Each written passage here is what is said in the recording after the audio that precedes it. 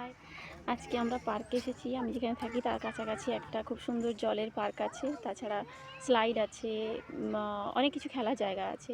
আমার মেয়ের হচ্ছে স্কুলে সামার ভ্যাকেশান শুরু হয়ে গেছে, আর সে বোর হয়ে যাচ্ছে, ঘরে থাকতে চাইছে না।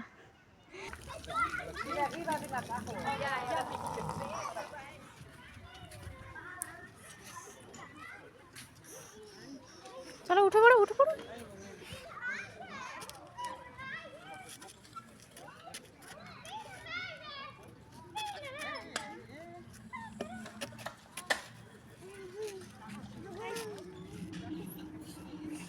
One, three.